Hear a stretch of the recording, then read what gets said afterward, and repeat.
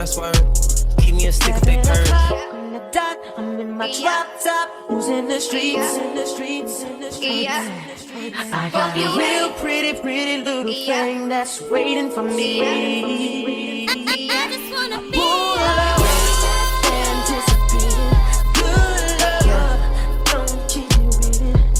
So I see everybody is in an uproar about Auntie Tabitha Brown. Let's talk about it. So in light of all the changes with the DEI program being taken out of several stores, including Target, y'all know Auntie Tab got her collection at Target. She has a distribution deal with Target.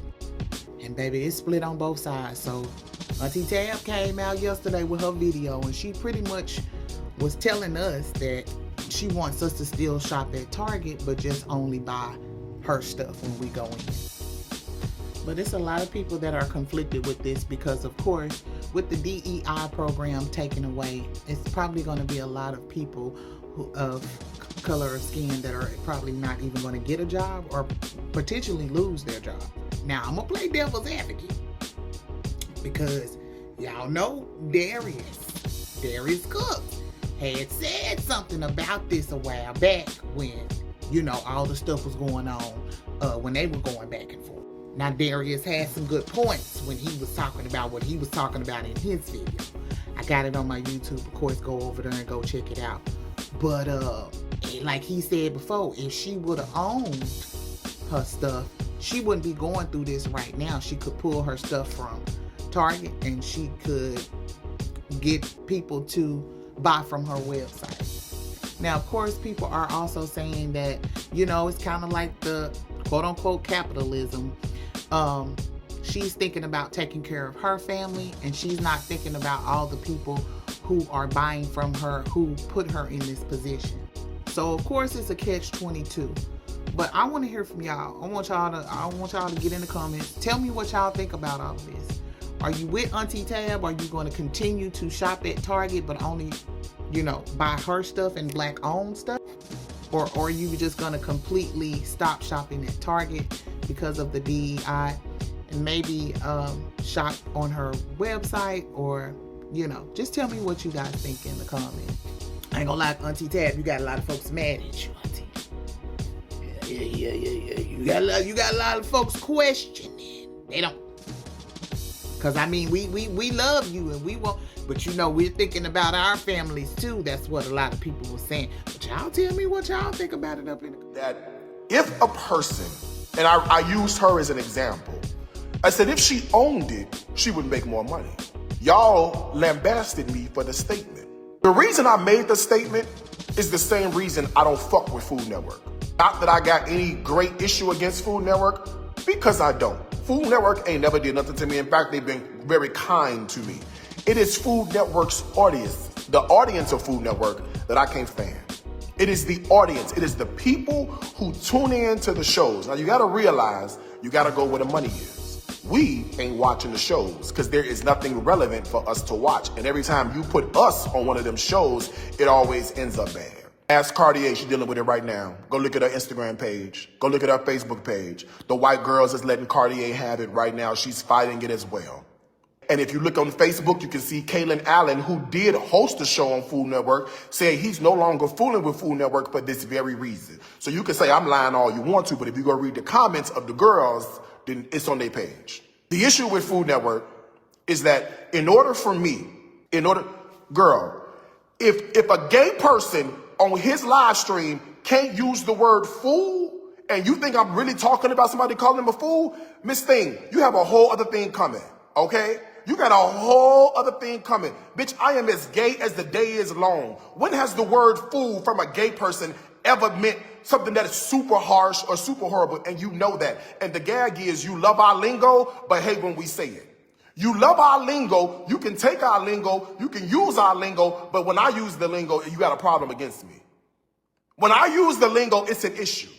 Girl, get real and understand context. In order for me to call somebody a fool and mean it, I would need to know specific information. I'm very educated. You can put this gay shit to the side for 1 second. Extremely educated. You can put the gay shit to the side for 1 second. If you look and you uncover, in order for me to call her a fool and mean it, that means I would have to have information about what's going on to know that it's a fool. I don't have that. So if you follow me and you hear me use the word a fool, look at the restaurant reviews. Oh, girl, what is this, a fool? Girl, look at this. This weather is a fool. Oh, girl, look at my head. My head a fool. Now, understand context and quit playing with me. Look at her. Look at Susie. Calling Tabitha a fool is where you messed up before. That was unnecessary and disrespectful. If you can't take gay lingo, don't follow me. Because I'm going to use the word again and you're going to get offended again. So if you got a problem with gay lingo coming from a sissy, then you might as well find somebody else to follow. Because, honey, the words are going to come out. And if I'm not mistaken, you girls use my language. Let's talk about it. D-Hive, let's talk about it. You girls use my language. Who refers to something as she now all the time? She this, she that.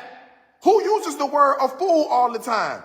You have adopted my language. So we do have a particular language around here that we don't use. And if you have a problem with that and you can't take a sense of humor, honey, the library has an Instagram account. You could go follow them. Okay? Girl, the World Archives, they got a Facebook page. You might as well go follow them if you're not here for no jokes and no laughter. Because you use my same lingo. Thank you. Now, as I was saying, in order for me to mean it, I don't have nothing. I don't have nothing against the woman. I will tell you this, and I stand on this. If you own it, they can't take it from you. If you own it, they cannot take it from you. If you own it, they cannot take it from you. Now, here's what I did say. I don't even know if I said this, but if I didn't, here's what I meant. Tabitha got all them followers. And I get that being in control of her own product line may not even be on her purview. Let me say this again. Let me preface by saying this. I understand that it may not be the goal of a person to own their own product line. I recognize that may not be what she wants to do. I get that. What I'm saying is, if she did, she'd make more money. What I'm saying is, if she owned the process, it would not matter what DEI programs ended. It would not matter. And this is the point I have been trying to make the whole time. When you do something like you're on a show that you don't own, when you do something like put your name on a product, when you do something like you only do live streams and you only do social media for ad revenue, they have one time to change an iota of a parameter and your life is done. They have one time to change an iota of a parameter. Last summer, all down to the skits. Last summer, the girls was all down to the Facebook. The girls was all over. The girls was posting their Facebook bonuses left and right. They didn't build all them views, didn't build not one email list. All them views didn't get nobody's phone number for text message. All them views didn't funnel them over to their own social media pages that they own. Girl, didn't funnel them over to their own app. All them views did nothing. Facebook said, you know what we are? We're changing the creator bonus program. Where's LaTruth? Asking you for cash apps. Where is Latrice Allen? She's live, but she's not making what she was making before. What I'm trying to tell you is they have one time to change a parameter in any of these programs, and you are done. If you owned the process from start to finish, and this is what I was saying, about Tabitha. I know she's an actress, entertainer. She don't want to do none of this. I get that, right? If she did say, let me scale back for 1 second. Let me slow down to speed up. Let me take $200,000 of my own money and invest it right back into me, can I flip the 200,000 into $1 million? Absolutely. Y'all love Tabitha. You love Tabitha. If Tabitha Brown announced right now in this moment, she was launching her own product line, you would support like nobody's business. The woman could make $2 million today. Let me say this again, and I mince no words about this. If Tabitha decided to do her own, where's the calculator? $2 million with the average spend per person of $89. She has to make 22,000 sales to get this. 22,000. She would go viral immediately. She would go viral immediately. She could eclipse 22,000 sales. She would completely sell out. She has your voice. She has your attention span. People love Tabitha. You would support her immediately, but she don't own it. Her name own it. They own it down to Target. So when you support her with her product, the money not going, all the money don't go to her. You know where the money goes? To 43% of Target's workforce. And the leadership team, you know where it goes? 72% is white, 11% Hispanic and Latino, 11% Asian, and 6% black. That's where the money goes. The money don't go to her. Just like they paid Rick Ross and them. Yeah, we paid you. Because we could buy you. You ain't nobody. I got the most money than anybody in the world. Elon Musk, I could write a check and have you perform, boy. I can write a check and have you dance right in front of me. Not A-E-R. That's what I can do. I can write you a check, and because I know you have no moral foundation, you have no principle, you have no base, because I know you have no end to what you will do, I can write you a check and give you to dance a little bit, boy. And you gonna dance, and you gonna rap, and you gonna sing, because that's what I want you to do. Listen, I don't have nothing else to say.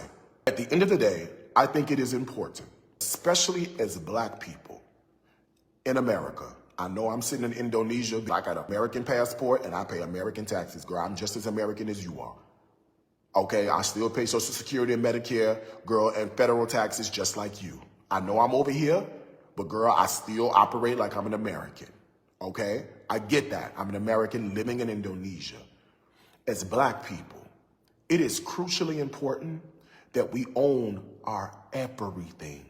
We're so adamant about joining with this person, joining with that person, joining with this company.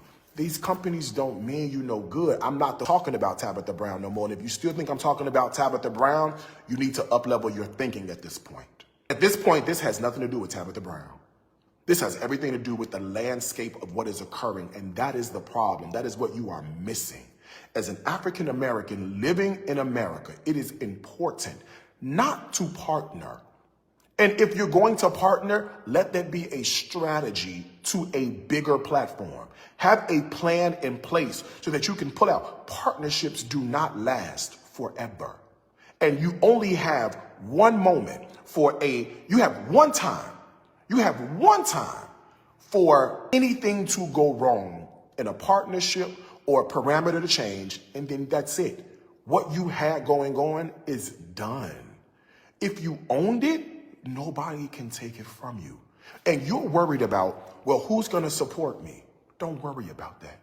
You have a mandate on your life. You have a gift that God has given you. It is high time in 2025 that you remove this idea of living with regrets.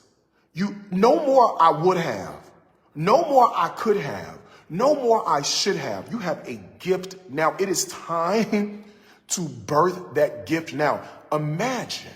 Just imagine for 1 second that you went shopping for a really great gift for your best friend. You searched high and low, and you found the best gift for your best friend, and you gave it to your best friend with a smile on your face and said, here, this is beautiful. I think you should have this. And your best friend says, oh, this is lovely, and puts it down on the counter and never picks it up again. How would that make you feel? That's what you're doing right now. That's exactly what you're doing right now. Ownership is important. The desires of your heart, God will give them to you. But he did not create you to be the borrower. He did it. He did not create you not to live in abundance. He did not create you to live in lack. That is not what he did at all. He did not create you to lose. He created you to win. And the longer you are held bound to what some other people got going on, and you don't get out of this bubble and don't get out of your own way, the longer you delay your success. Your success is right there. The only person standing in the way of you and your success is you.